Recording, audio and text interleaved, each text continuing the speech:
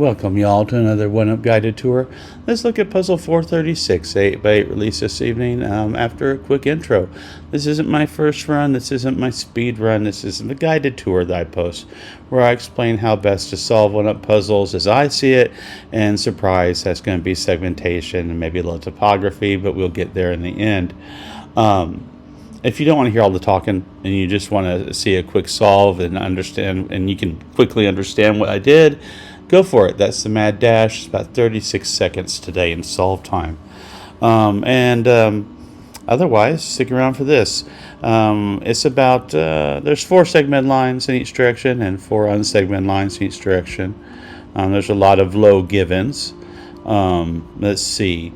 There is that 1 and n-1 thing here. So you get a 1-7 along C5, and another 1-7 along R5, and another 1-7 along C3. And of course there's the double segment lines, which are R4 and C4 this particular time. Those things and their intersections tend to be key in solving these puzzles, but I've talked a long time.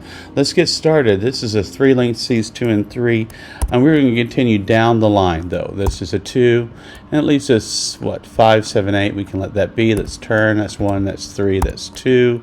And that's 1, that's 3, and that's 2. Coming down, let's do this face now. That's a 1, and it's a 2, and that's a 1. It leaves us a 4. So we've done that face and that face. I guess we got this one. That's a 1 and a 2 and a 3 and a 4. And that leaves us, that's a little baseline, by the way. After you place the 1, there's only a 2 left that goes here. And once the 2 and 1 are gone, and 3 has to go there, 4 has to go there.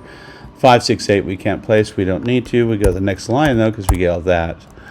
Coming down, we know this is a 2, and we also know that this is a 3 and this is a 1, making this a 5, and it's a 1 and a 2, and a 3 and a 2, and it's a 1 and a 4. There's a 6 and a 4. I have a preference for solving pairs and not leaving gaps behind you, so I really want to get this line done. And the only thing I can place right now is a 3. And I'm leaving, the 5 and 7, 8 there. But we can turn when we get the 3. And we do get the 2 and the 1 and the 2 and the 3. We might as well turn again. 1, 7, 5 are left. And that places pretty quickly.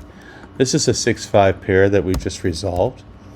And now let's turn again. Well, we have a 4 and a 7 and 8. Can't do that. Let's turn into the line.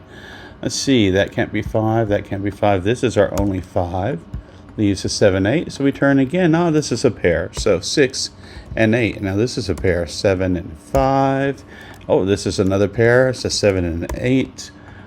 Yet another pair. It's a 4, 6 pair that's resolved. Here's a 4, 8 pair, and it leaves us our 8 and our 7.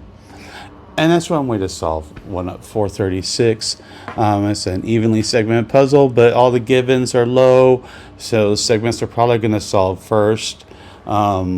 It was a little bit of a unique puzzle because we ended up solving different sides of it or faces of it as we came in sort of separately, and then they met where those double segment lines intersected.